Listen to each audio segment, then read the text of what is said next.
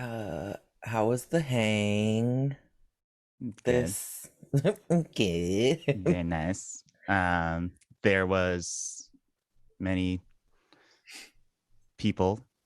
It was a good Yes. turnout for I did the bad and I didn't send out invites until the day before the Voices Hangout celebrating our 50,000 downloads and 5,000 hours on YouTube. But we did get a good turnout. It was you, Shannon, were the only original of the four hosts who didn't make it. We were very sad. PJ, our stalwart, just ever reliable guest host, was there and filled in for you as he fills in for us so often. But yeah, it was a good time. It was fairly uneventful. We're just good people, you know? Just drinking and snacking and cursing and Mm-hmm. yeah. Talking like just it's so fun to like talk with listeners too.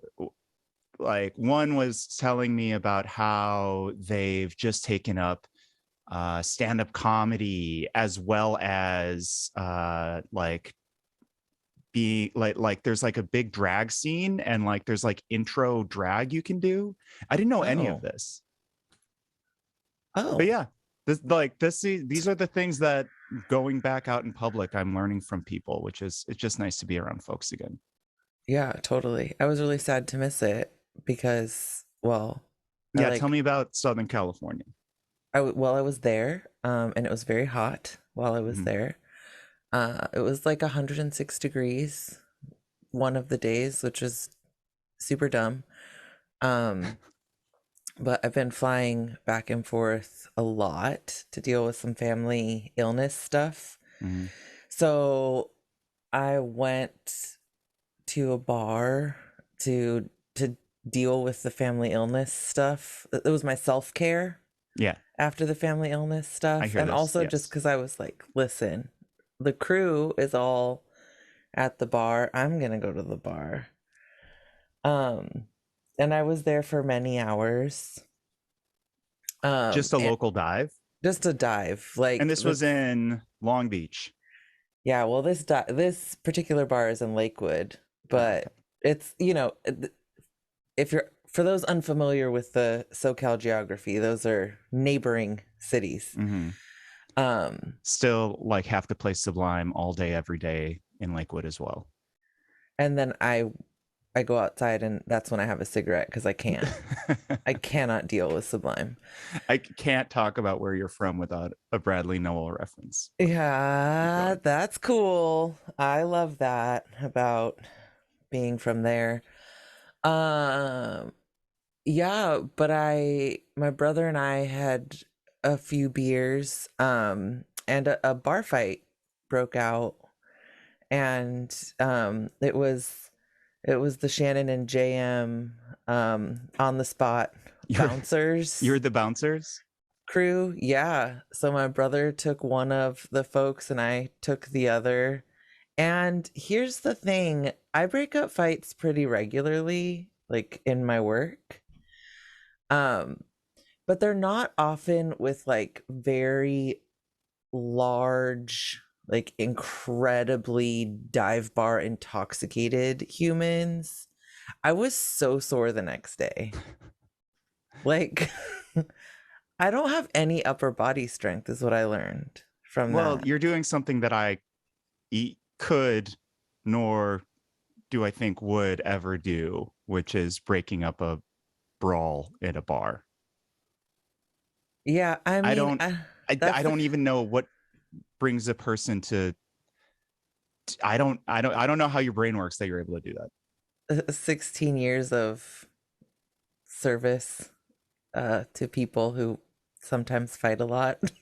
I guess it didn't even occur to me. My brother was like, so we did that. And I was like, oh yeah. I mean, it's like very normal. Like it's just like a natural reaction for me.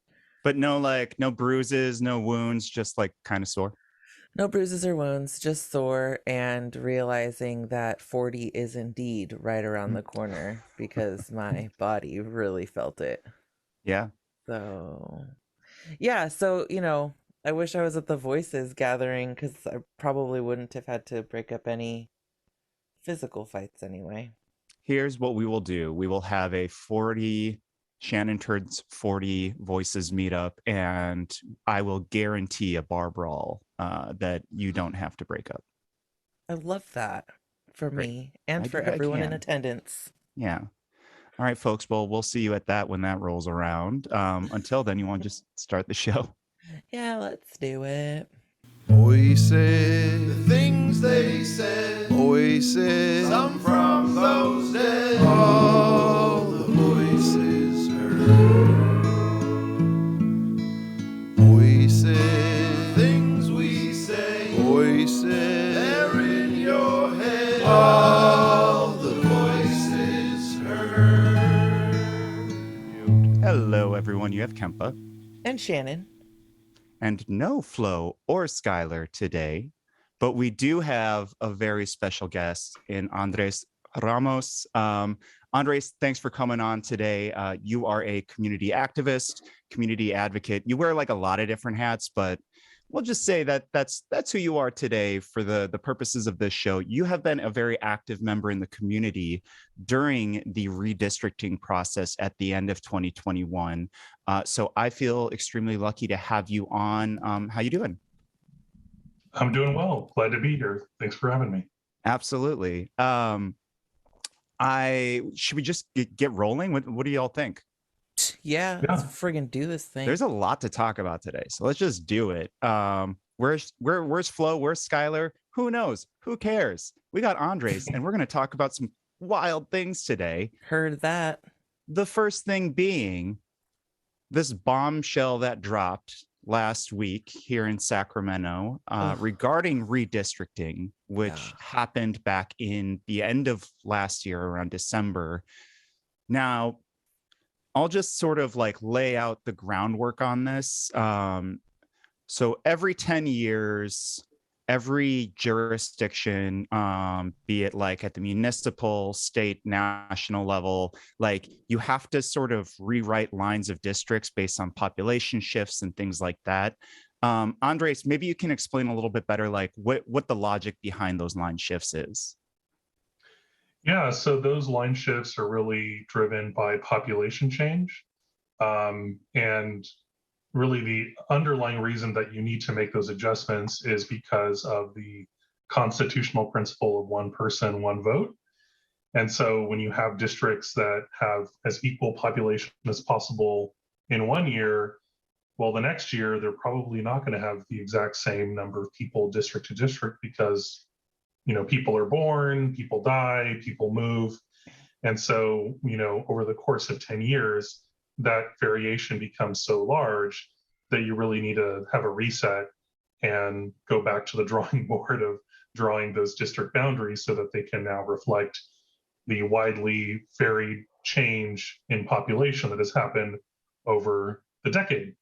And so it's driven by the census because, of course, that's the time that every American gets counted or is supposed to get counted. And once you have those official numbers, you figure out how you can adjust district boundaries so that you get back to one person, one vote as close as you can. And at the same time, try to keep communities of interest together and all sorts of other criteria that are relevant for purposes of fair and effective representation. At least that's the theory. That is incredibly succinct. So thank you for that. So I want to dive into here locally what happened this year. Obviously, this decade's redistricting, there was a bit of a kink in it given the pandemic. So I think a lot of different jurisdictions were under the gun on that. By the end of last year, the city of Sacramento was working very hard to rewrite the 8 city council districts that we have within city limits. So there's 8 different members of city council that represent different geographic places. Then there's a 9th member on city council being the mayor, who represents the entire electorate, the entire, everyone, every resident of the city. So here in Sacramento, you have even and odd districts. Even districts are voted on every 4 years together. And then in the 2 year between, odd districts are voted on together. Now, when district lines shift, something weird kind of happens in a city like Sacramento, where how do you even start to explain this? Can you try this, Andres? Yeah, so district lines can shift because, again, you have to adjust for population changes. But when you're going back to the drawing board and redrawing districts, I mean, you could even alter them significantly where you're not just playing around the edges to get the numbers right. And so the city of Sacramento last year had its first redistricting process that was driven by an independent citizens commission. And so, which should ostensibly be apolitical, which is ostensibly a good thing, correct? right, apolitical, right? Apolitical, yeah. Yeah, and so historically, the council, right? So the council historically has drawn their district lines, and that is the default in this country, where politicians are usually the ones who draw their own districts, which, as I think most people can gather, seems like a conflict of interest. And so year to year, or rather decade to decade, those lines often don't change super significantly when that's the case, because, you know, if you got in there under the old district map, you might not want to change it too significantly because you don't want to get rid of your own constituency. So with the independent commission for the city, suddenly you had this new apolitical body that was drawing the district lines, and they no longer were beholden to keeping the lines substantially similar to the way they used to be, because they weren't thinking about it as, how can I draw this district to keep myself in office? Rather, it was more about, how can I draw the district that best reflects the neighborhoods, the communities of interest, the other sort of non-political, apolitical reasons for fair and effective representation. Now, these in some areas, fairly substantial shifts in district lines had some pretty strong implications as far as who votes for whom and when. Historically, it has been the city's understanding and the city attorney's office's understanding that as soon as you vote in the new district lines, these are the districts now. This is it. And these are the people you're representing. And so city council, as soon as the lines were approved, we're like, okay, here are our lines now. So here in downtown where I live, Councilmember Valenzuela no longer was representing the more affluent to the south of downtown Midtown Land Park. She was now immediately representing to the east of us, even more affluent East Sacramento, or arguably more affluent, and this East Sacramento area is, in fact, it used to be the district of Councilmember Jeff Harris, who is the council member of District 3. So that area in East Sacramento switched from 3 to 4. Land Park switched from 4 to 7, Rick Jennings district. Now, when you switch from even to odd or odd to even, that's when things get really, well, first of all, that would have just been whatever, right? New district lines, that's it. Here's the new districts. Live with it, everyone, right? So Jeff Harris, even though he no longer lives in the new District 3, that's up, north of the river from Councilmember Valenzuela's district. That is his district now until the new elections are over and they switch, the district who's sitting in the chair. Something happened this year that put a kink in all of that. And that is that once Councilmember Valenzuela, who is the most progressive person on city council, once she no longer had Land Park and then took over East Sacramento as her jurisdiction, a bunch of reactionary pricks in a neighborhood known as, what is that, McKinley Village? Yeah. It was built on an old landfill. And they decided that we hate Katie Valenzuela. We think she's an evil Marxist, and we want to do a recall. So they've launched this recall effort. They got these paperwork, they got some signatures, they found her while she's walking her dogs, they served them to her. And everyone is sort of looking at this and going, okay, there's a recall effort, but it's being taken on by these folks in this district that wasn't even her district, 6 months ago, but now is. So like, what's going on? Is any of this legal, real? What's going on? Is this a good sort of assessment? Yeah, I mean, totally. I think that's well, and then that leads us to that meeting, right? Where at the end, like off agenda, Jeff Harris brings up. Right. So that whole, long story short, that happened, and then the city attorney's office was looking at this recall effort, and they're like, we don't know if this is the right recall or what. And so all of these different people, we talked about the champagne anti-homeless Right. brunch that these folks were trying to have. There's a Brunch lot and of drama to mimosas. all of these politics here, but the long and short of it is Paul Mitchell of Political Data Inc. swoops into the public conversation. He is an expert on kind of demographics and voters. PDI is their acronym. And if you are doing anything in politics in our state, you probably have worked with PDI as far as canvassing, things like that, looking at different demographics. And he does a lot of work as well on redistricting, not just locally, but throughout the state. He's been a consultant on that for ages. He came into the foray and said, no, all of this is a moot point. Nobody in East Sacramento can impeach Valenzuela because technically by state law, which supersedes local law, this is not yet her district. She is still the city council member of Land Park. And so that put a screech into everything. Nobody knows what's going on. Valenzuela's office, all the people who work there, they're like, what? We now, the city attorney told us we now serve the residents of East Sacramento. Like, we've been taking their calls for 5 months. Like, what are you talking about?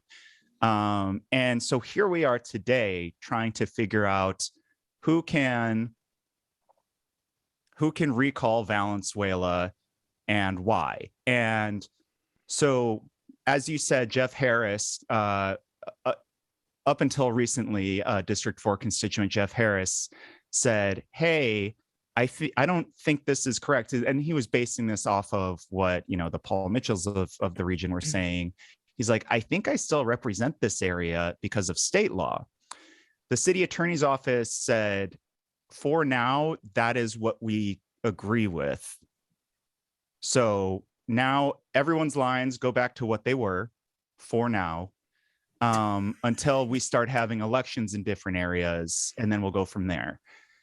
Everyone in this entire city, including opinion writers at the Bee, including regular constituents, including everyone on the dais at City Hall, they have a million questions on like, what is real and what is not, right? Am I missing anything here? No. Okay. So I've been asking Paul Mitchell these questions, just like, wait, so what does this mean about that? And like this and that. And like, he's been very gracious and patient with me. And so I was asking him about the shifts from even to odd and odd to even districts, where it's like, well, if I'm in a district where I voted in 2018, my next vote should be in 2022, but there's not going to be a vote until 2024. What does that mean for me? Now, that's like the population in Jeff Harris's former district in East Sac. That's what they're dealing with. Then there's the other folks like in Land Park who were formerly District 4. They voted in 2020 for Katie. Now they can vote in 2022 which is now District 7 for Rick Jennings, who is running unopposed and will become their council member in June of this year. What does that mean for them? Now, for Shannon, you live, what's the name of your neighborhood? Curtis Park. Andres, you've heard of this, right? Oh yeah. I would like to say that I do live in Curtis Park, but I live on the very front. I'm on 2nd Avenue. I'm not, But your district, and we can I don't got that move Curtis aside Mark from money. the implications there. Your district moved from odd to odd, right? So it was District 5, it is now District 7. So Right. your voting years are still the same. So you Right. don't have the problem of either having no city council member for the next 2 years or 2 city council members for the next 2 years. Right. We just have the problem of which one is it? Yes. So I was asking Paul about this, right? And he's like, basically, there's this thing called accelerations and deferrals. If you live in a district where you just voted recently for a city council member, but now you're, the new member, you're in a new jurisdiction and now you're voting again, let's say like the Land Park area where they voted for Katie, they voted her in, but now they're voting this year, only 2 years later, in Rick Jennings' District 7 election, he's going to win in June. And now basically that means it's an accelerated district. So now they will have 2 city council members technically. Yeah, this is all like, I think that so if any, for the folks who are watching the council meeting, when this whole conversation went down, that would have been the 5th, right? Mhm. April 5th.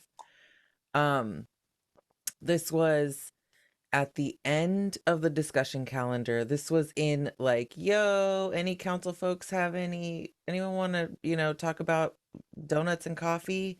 And Jeffrey is like, this is, I actually have a question about, all of this redistricting and the collective jaw dropping, but also then like D5's council person Jay Chenier, who's just like cracking up the whole time, because I think he realized like, well, it's a good thing I'm leaving this place because this It's a place shit is a show, total yeah. shit show.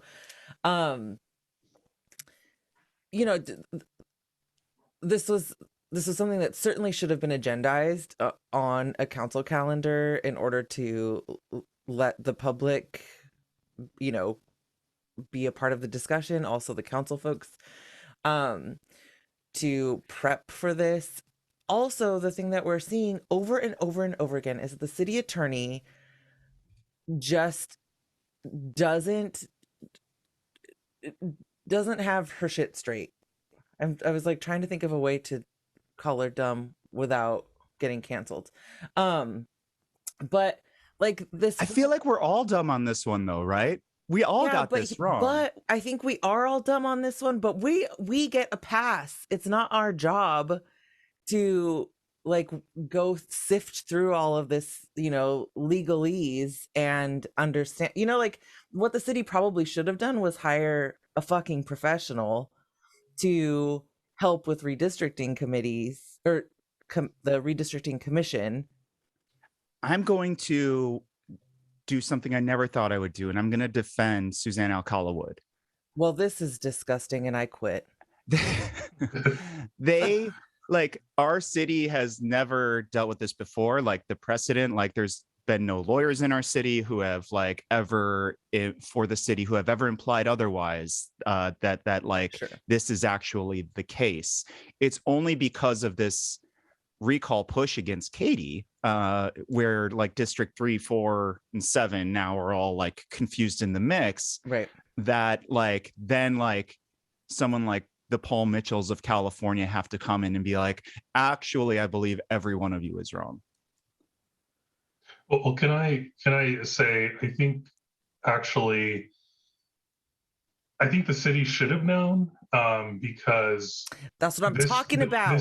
This is an issue that isn't new, and while it may be new to the city, it has not been new to the state, because the state Senate deals with this every time there's redistricting. This whole issue about acceleration and deferral is unfortunately an inevitable consequence of having district-based elections that are staggered, where the district lines change due to redistricting. With the combination of those factors, you're going to get this problem. And now when you think about it, doesn't apply to Congress because congressional seats aren't staggered, they're all at the same time. doesn't apply for the state assembly, doesn't apply for statewide or countywide seats. Where does this happen? Primarily at the local level. Primarily at the local level, and the only place it happens at the state level is with the state Senate. Yeah. Because it's staggered terms, district-based, redistricting, all that. And so this is something that the Senate has been aware of and that they deal with, and that the independent commission at the state level has dealt with their process.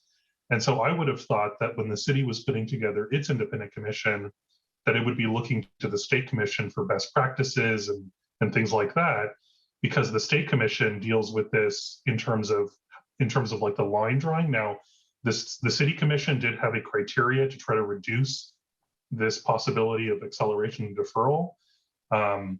That's the whole rule in the city charter about keeping the district numbers as most as possible with like with the most number of people who were in that number before. That was the issue that came up when they were trying to renumber the Central City District as District 3. And I think they called it, it was like voter integrity or something. The state commission has had a similar criteria, but it's more about reducing the amount of deferral specifically, because that's the real problem. I mean, having double representation is weird, but having no representation is, of course, a much bigger issue. Right. And so the state commission, both in 2011 in their first round and then in 2021, were basically deciding how to number state Senate districts on the basis of how can we reduce the amount of deferral, designate those as good, as those are going to be the seats that are going to be odd or even, and then we go north to south assigning the number once we've decided which are going to be odd and which are going to be even. So this is something that I feel like the city should have been aware of just because of that. And it seems like they should have been aware of it because it was in the charter about how you number district, or how you keep the numbering of districts with the most number of people from a similar number. It's just weird that then when it came to implementation, that suddenly there wasn't the same level of understanding that you see at the state level. So basically what the state Senate does is they assign areas for constituent services purposes that are deferred to the district that it will be in when the new election for that new seat occurs. So like in 2011, the city of Elk Grove was in a deferred area because it went from an odd to an even numbered Senate district. Mm-hmm. So Elk Grove was going to go for 2 years from 2012 to 2014 without any representation. And so what the state Senate did was just administratively assign Elk Grove to the soon to be new District 6. So Steinberg, serving out his last 2 years, was going to be the senator for purposes of constituent services for Elk Grove, Right. even though he was never on Elk Grove's ballot for the former District 6. But Elk Grove was going to be in the new District 6. That's one way that it's dealt with. And so he ended up being their senator for 2 years, basically. For constituent services purposes. Right. But if someone was trying to recall Steinberg, or if for whatever reason Steinberg had resigned from office, there would have been a special election in the old district. And so this is what it gets at, is that like, what is the district for purposes of like political electoral representation versus what's the district for constituent services purposes? And that's the real critical distinction of what is the district, who represents it for what. Now, when it comes to the recall, that's strictly electoral purposes. Right. And it's the old district. And the thing that I think Paul Mitchell was getting at is when it comes to like constituent services purposes, that isn't as like hard line a rule. And so the city could do like the state Senate does and just sort of administratively say, this area is going to be assigned here for constituent services purposes to try to best align it with with how it's going to be represented electorally. Got it. Of course, the thing that complicates that is, my understanding is that the city of Sacramento makes certain like funding or resource streams dependent on what district someone represents. Right. When certain decisions are being made in a district, council members for some reason get like veto power over things.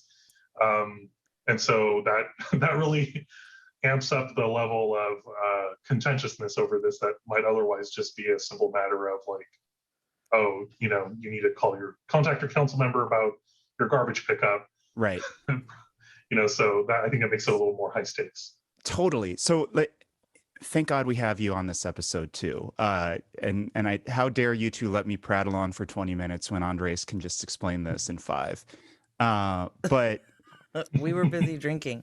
there's 2 things going on here that like I think you've explained extremely well, and I just want to drive them home before maybe we move to the next topic. That okay, so there is one part that's been deferred in what is now will be Councilmember Valenzuela's district. It is currently, to the best of our knowledge, Councilmember Jeff Harris's district. This is East Sacramento. This is a population that's dealing with deferment, right? And so these are the richest folks in our city who technically will not have an elected official, like technically on a technical level, have an elected official on the dais for the next 2 years after this election until District 4's next election. So what the city will do, which is based on what Andres is saying, is they could do what happened in Elk Grove at the Senate, where they basically gave Steinberg certain administrative duties, roles for that area, because that was now in his newly drawn Senate district. Am I explaining that correct? Yeah. So what can happen here is the city can assign, and Paul was saying this to me, the city can sort of make a statement, do something, sort of assigning the population of East Sacramento to a current or next year's new member of the city council.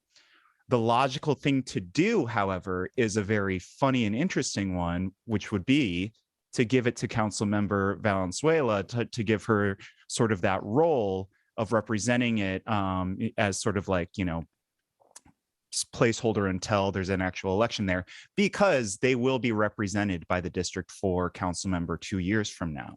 Now, that means also that resources should go to Valenzuela's office. They should have more power to represent these folks in this district or in this area, because they're not only representing that area, they're still technically representing the folks in Land Park, right?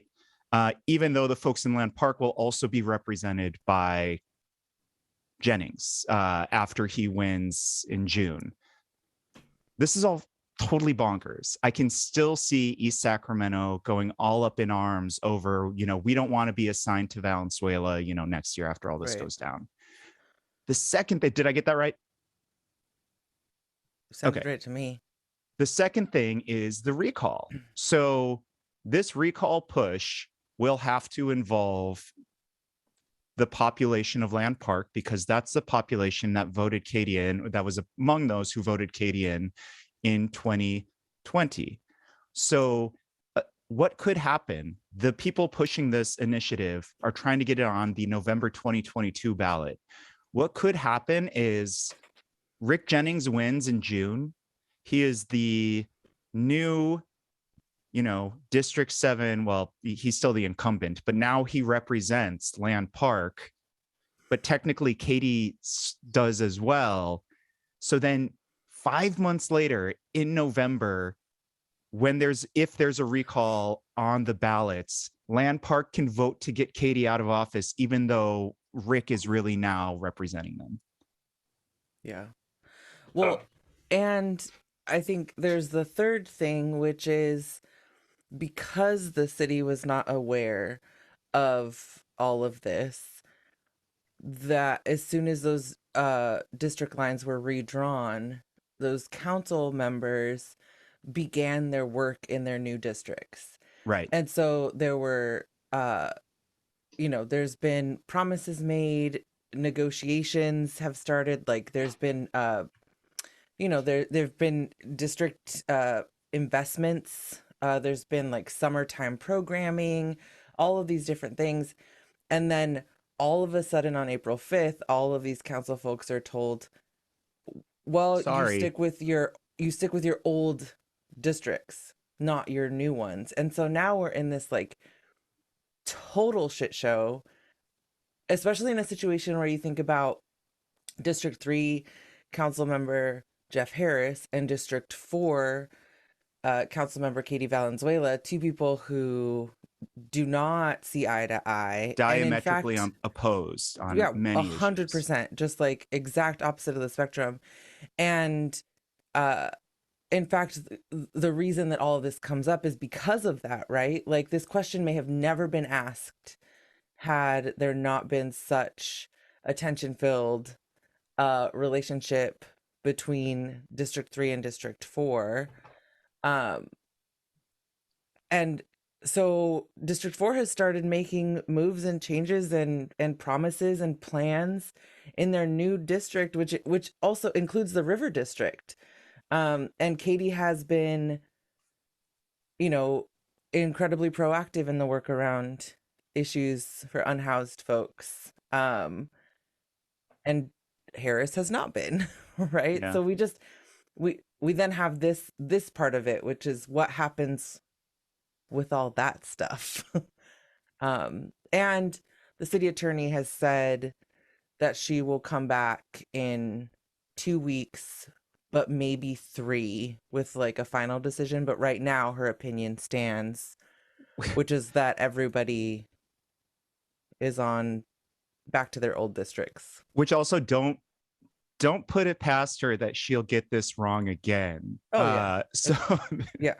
That could go in any direction. But I mean, Andres, this is kind of, it's kind of a level of madness in a time when we're wrestling with some really kind of hefty issues, right? Our homelessness crisis, violence, the shooting that we had recently, all sorts of different things, our housing crisis. I don't know, like what is sort of a takeaway from all this, and how can a jurisdiction like a Sacramento do better in future redistricting years? Well, I'd say start off by doing your homework on the front end and knowing sort of what the law is before this kind of debacle happens. As Shannon was indicating, council members have been acting as if they are representing the new districts, and it's hard to take that back. It's hard to take back promises of resources or work that you're going to be doing in a community that you think you're representing, and then suddenly you're told, actually, that's not your district, go back to where you were working before. That's very disruptive, and you really want to avoid that by doing your due diligence on the front end, so that you can advise council members what their district is before they start making those kinds of arrangements and promises and doing work that they're going to suddenly have to stop in the middle of it. So I think having just more knowledge about how this works, I think, is really important. Acceleration and deferral is really, really obscure and wonky, but it's something that needs to be understood and demystified, because, as I mentioned earlier, this really happens more at the local level, because pretty much every school board, city council, county board of supervisors, they are district based, have staggered 4-year terms, and have redistricting. And actually, just a quick little story about this. This actually came up back in like 2014, 2015. I was working with a local Democratic Party, the teachers union in Twin Rivers, and the classified union, when they appointed this woman on the school board who the community was not happy about, and they violated the Brown Act, and just like it wasn't a transparent process. So we decided to use our ability to force a special election that you can do for a school board, but you can't really do it for like city council, like the signature gathering process. The Twin Rivers School Board had just transitioned from doing an at-large election to a by-district election. And so at first we thought, oh, we just need to gather signatures within the trustee area. And so it would only be like, I think it was going to be like less than 200 signatures. It was really small, and you only have 30 days. So we started gathering signatures. And then the district told us, oh, actually, because it just transitioned to by district, and the previous trustee had been elected at large, you have to collect signatures at large, which seems consistent with what we're talking about today. So, okay, and we were like, screw it, we'll do it. And we actually did gather enough signatures at large. So they thought that they were going to block us by telling us that. And, and that seemed like the correct call, that it should be at large because it was collected at large. But when we gathered enough signatures and there was going to be a special election, then they actually decided to hold the special election by district. Even though, wow. And so then what it really struck us as was, oh, so you're just like doing this, like you're just deciding as you go. You're just like, whenever it benefits you, you thought it was going to stop us from getting all the signatures we needed. So then you were like, oh, actually it's at large. But then once we qualified the special election and you realize it's going to be a district-wide election that the district has to pay for, oh, no, we can do it by district. So I think what's really needed is just clarity and consistency in the law, and then those who are advising what the law is, because when the law can suddenly change, it just creates this lack of faith in the process and in the person who's telling you what it is. Because if there's this cloud over what the law is, and the city attorney is saying one thing and then saying another, and maybe it's at the behest of a council member who's unhappy about the redistricting outcomes, frankly, that just makes it seem like, well, what does the law really say? Is this the city just sort of saying one thing because this is where things are, this is the sort of political landscape? And, and we have seen this with the city, as we know, where, well, we just saw it this past week or so with those folks getting a special council meeting to get their initiative on the ballot, but when other folks are collecting signatures, they don't get that, red carpet treatment. So I think consistency, clarity about what the law is on the front end, so that we're all playing under the same rules, is really key. And so this sort of halfway through switch that's causing all this confusion is just really what you want to avoid. And unfortunately, that didn't happen. Or rather, unfortunately, that did happen. Yeah. The thing on the front end, the clarity on the front end didn't happen. So that's why we're in this situation that we're in now. Yeah, I think that's really well put. That, that this is a cautionary tale that for some of us feels like a new cautionary tale, but it's in fact one of a long line of them. And I think clarity, that's a key word that you're using here, because the state law is, when it's unclear within a city or a local jurisdiction, then state law supersedes it, which is how they are currently interpreting that. So if we had clarity in our law, in the books, on what should actually be done here in Sacramento, like, this would not be a problem. Yeah.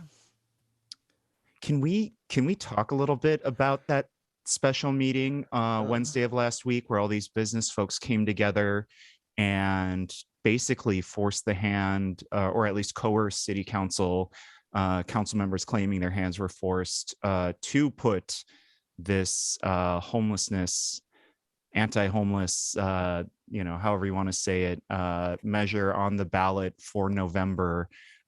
Shannon, why don't you talk us through this a little bit? So what is this, and who did this, and why? Yeah, so the ballot measure is called the Emergency Homeless Shelter and Enforcement Act of 2022, which is quite a name. And it is like backed by this coalition of folks who call themselves Sacramento for Safe and Clean Streets and Parks, which is led by someone named Daniel Conway, who's a former Mayor Kevin Johnson chief of staff. Which I did not know that last episode. I thought, yeah, that's very so interesting. Has some inside knowledge about how all of this works. So he's sort of leading the charge, along with the Sacramento Chamber, Downtown Sacramento Partnership, Visit Region Business. Sacramento, the River District, the Sacramento Police Officers Association, and I think there's a couple more that I'm forgetting, but all of these other folks are offering their support / they're part of this coalition. So And now business interests and cops. 100%. Yep. So this ballot measure was in the process of or these folks were in the process of collecting signatures. They had about half of the unverified signatures had been collected already. And this, can we explain what this is first? That it is sort of making it compulsory for the city. It's on one hand trying to circumvent the Boise decision that decided it's cruel and unusual to roust an unhoused person if you have no bed for them to go to. And then on the other hand, it's forcing the city to provide X percentage of beds per whatever the unhoused population is within the city. Yeah, it's a way to further criminalize people experiencing homelessness. However, it's worded in such a way that they're like, well, we won't ask people to move unless we offer them a shelter bed. Like, period. That's kind of it, right? And there's some more. I can talk a little bit about what the exact language is. Yeah, like they're trying to rename what a camp is, so it's like 4 or more tents of people who aren't related, and so they're trying to circumvent Boise and say we can just break it up if there's more than 4 tents, which they can't. Like, that is obviously unconstitutional. Anyway, keep going. Sorry. Yeah, okay. So the whole thing, these folks are trying to they're in the process of trying to collect signatures, but they end up, because these are moneyed people with power and influence, they are able to essentially knock on the door of City Hall and say, yo, can I get a meeting? And 3 days after the biggest shooting our region has ever seen. Oh, yes. And I think this brings up how the abuse of power is just taking center stage in Sacramento. It really highlights that the city manager, Howard Chan, really wants to shake hands with people who have a lot of money, because he's the person who could put this on who could schedule this emergency meeting.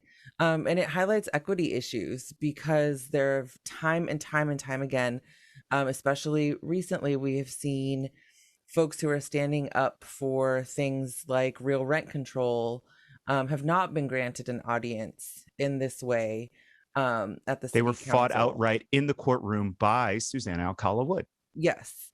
Our city attorney. And there's 2 ways to get something on the ballot, right? It's one, collect the signatures, have the signatures verified. You put your thing on the ballot. The second way is to just bypass all of that and get the council to vote to put it on the ballot. And so all of these people, these moneyed, businesses and cops were able to push their way into not having to put in the work and not having to spend the money to get people out there to collect signatures. And I think what I saw in T. Cliff's story on this, I think Conway, because it's just like, well, why couldn't you just, why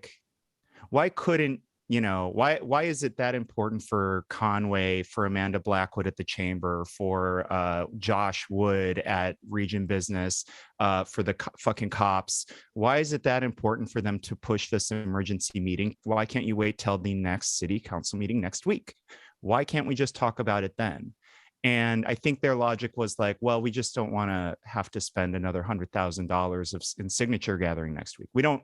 Right, because we have to keep gathering signatures next week. Right. They would have to continue to work and pay people, and instead they could just push it through. And what Conway said on record at that meeting was, you all have had access to this information for, whatever, I don't even know how long. And certain members of the council pushed back and said, yeah, Yeah, but our community is collectively grieving a mass casualty shooting. This was put on the agenda as an emergency meeting, which means we had access to the staff reports for 24 hours. The public is very likely not even aware that this is happening because the public is still, you know, holding space for the community, holding space for themselves, working on their own healing. And Conway was like, "Yeah, well, let's Fuck let's 'em. keep this moving." So, Yeah. the this ballot measure is requiring the city to create shelter beds for 60% of those folks living outside, and that 60% is going to be pulled from the pit count that was just done, and those numbers are still that data is still being worked through, so we'll get that in probably early summer. And the city as currently spends about $33 million on on 1,100 shelter beds in the city. So we have yet to find out exactly what they're going to have to potentially spend Right. once this new number comes out. But the And original this is a version, lot of money for a jurisdiction like a city. it is a lot of money, and it was noted that the original version of this measure was asking that 75% the beds be made available for 75%, and that would have bankrupted the city. And that's what the city is claiming, that like they're like 75%, we could never do that. That would break us. Yeah. And the business folks said, sorry, if you don't listen to us right now, we're going to pass this through and Right. we're going to crush you at the ballot. Right. And multiple city council members caved to that. Yeah. At this meeting, obviously council members Valenzuela and Vang, the two most progressive up there, were like, this is all wrong. And we haven't had time to do this. This is Valenzuela's district where the shooting was. We know from what the business folks are saying that they're trying to like throw all of this, like this huge sprawling complex for unhoused folks in my Vang's district, which is she represents a lot of underserved Right. folks in the community, and isn't it always the case that McKinley Village, the assholes there, get to say what happens in these other districts?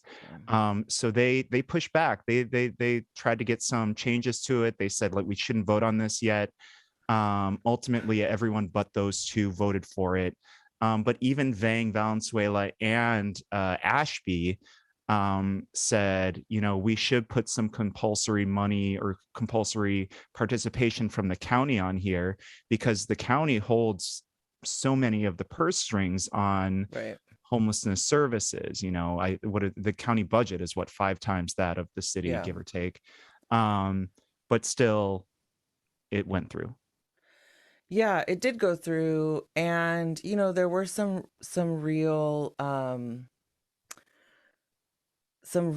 good tries by council members Valenzuela and Vang to get some language in that measure that was more human-centered, and it just didn't work. Folks just were not interested in that. So in the end, as you said, Kempa, it passed 7-2.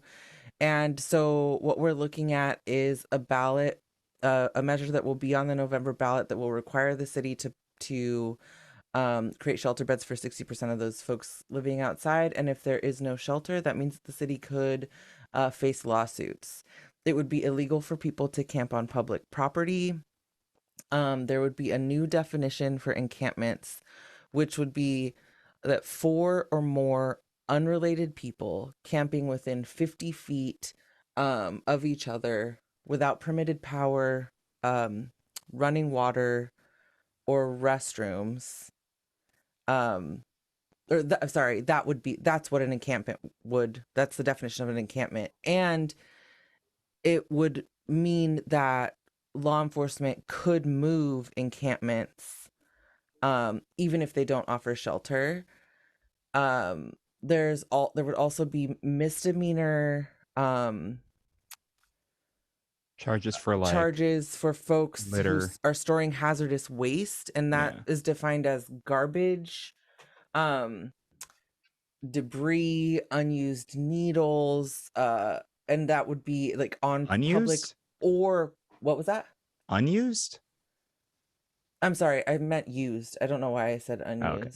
unused. Used needles, and that would be on public or private property. And then get this, property owners would not be allowed to let unhoused folks to sleep on their property for more than one night. Right. That would be Your property is your property, and free market private property until you want to help unless someone who's down on their luck, right? right. Now, I mean, their new definition of camps and enforcement, like that doesn't pass muster to me. Like they try to enforce that, like immediately Mark Maron files a lawsuit and wins based off Boise. Like that, there's no question in my mind. I think what they're banking on is they really think over 40% of unhoused people will refuse services and shelter beds and housing. I have two. Go ahead. Well, I think, this puts us in a shitty fucking spot, because the thing is that, like, offering shelter could be something like, you go and sleep in like safe parking. This bed is available for you tonight. Do you want to go? Yes or no? And they're like, well, no, I don't want to go sleep outside, like in this safe parking spot. Like, I actually would like to go inside. And then all of a sudden it's like, oh, well, you denied shelter. Or a woman who has experienced the trauma of sexual assault is told that she has to go into a co-ed shelter, and she's like, no, I don't want to do that. Like, I was assaulted in a shelter like that. And they're like, oh, well, sorry, you denied shelter. So they're setting this up for a situation where unhoused folks are easily labeled as service resistant, and then are immediately criminalized. Right. Shannon, it sounds a little bit like Amanda Blackwood and Josh Wood and Daniel Conway. They didn't call you up and ask you, kind of as a professional who works in these spaces, on what some of the best practices are? Oh, yeah, weird. No, the cops didn't. No, you know what? It's weird though, because they like have me on speed dial and stuff. What is going on here? Wow. It's almost like they don't really care what best practices are. They don't really care about taking care of these folks, and they care about property over people. Yeah, I mean, that is 100% what this ballot measure reinforces. I know we're running out of time. I guess I have two questions for either of you. Number one, what are the real world fears here with something like this, and how it can affect our unhoused population, and what fights we have coming up in the future with state violence against folks like that? Yeah, I mean, I'm concerned that this is going to further the criminalization of the homeless. I mean, with what Shannon was describing, like, it kind of sounded like basically anything that a homeless person owns is going to be considered, I forget what the term was, but something that they're not allowed to have. It just, like, it sounded like any belongings. So basically, if you're homeless and you have anything, like, the idea that you can't allow a homeless person to rest on your property more than one night, I assume that just means outside. It's very worrisome that this is going to just lead to further criminalization, in addition to potentially just screwing the finances of the city for a solution that isn't really a solution. And, I think the point that you were just making is right, that, it doesn't seem to be a coalition of folks who have experience directly in, like, dealing with the services, the needs of this community. It's more like people who see homelessness as like something that, like, the problem is that we see it. The problem is like, and frankly, I think that's in a lot of the discourse around addressing homelessness is like, no, I like, they're okay, they're suffering, but my suffering from having to see their suffering is worse. And I think there are a lot of people who feel that way. And I feel like that's a lot of the sentiment with this is like, can we just get them away from here? Can we just get them out of my line of sight? Right. And frankly, I think the sense is, and if a cop's the one who does that, that's okay. So I'm really concerned that this is going to lead to greater criminalization and or brutalization of the homeless. So not to mention the fact that, you know, what is it going to do in terms of the city's resources that it should be spending in effective solutions? Yeah, I think one of the biggest one of the big glaring issues here is that we continue to spend money on punitive forms of accountability rather than on the resources that we need to actually address the crisis. And so what's going to end up happening is this is one of those things where it's like, oh, we need to put more money into the cops or into into law enforcement, whatever that looks like, whether that's code enforcement, whether that's the impact team, whether that's like whoever's going out to enforce this thing. Those folks are going to they're going to be able to argue for more money for themselves, right? I think the other thing that we have to be prepared for is the further or the trauma that folks experiencing homelessness are going to have to endure after hearing that the city is potentially gives a shit, right? And they're like, we want to open this and we want to do this program and we want to make this bed available, and all of a sudden there's this ballot measure that could potentially just totally criminalize and villainize folks who have nothing. I think we have to be prepared to support community-based organizations as we get closer to November, and certainly if this thing passes, because inevitably what happens is that folks turn to the community-based organizations that have built the rapport with them. And so they're going to need donations. They're going to need supplies. They're going to need, they're just going to need a lot of support. Mm-hmm. And I think people who... That goes for mutual aid efforts too. Yeah, no, totally. They continue to grow ever since they've grown exponentially since the pandemic started because we keep us safe, right? And I think it's going to continue to grow once these punitive measures come out, once the eviction avalanche really starts to happen here locally. Like, these business folks, it's just so myopic, and it's scary because you kind of know the direction it's going to go. My final question, because we are out of time, is what about a sort of a call to action? One, just like kind of, I guess I'd say 5,000-foot view thing that I'd like to see is this should be a go-to question for city council candidates on what their take is on this ballot measure and where it's gone wrong and where it goes right in their opinion. I think that a call to action for me is to reach out to your whoever your council person is right now, and if it's two of them, then let it be both of them, and really let them know that that this was a gross inequitable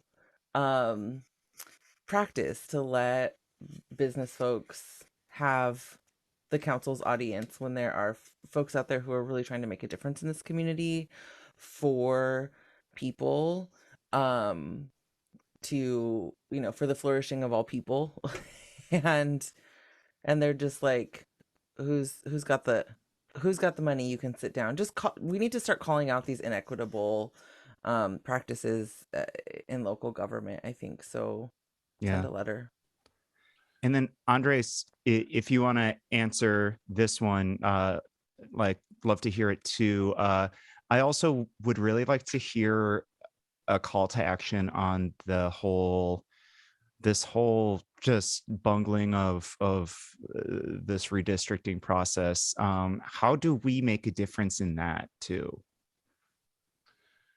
Yeah, I think with what's happened on that whole situation, probably the best thing to do is to really urge the council to set some like clear guidelines about how this is dealt with going forward.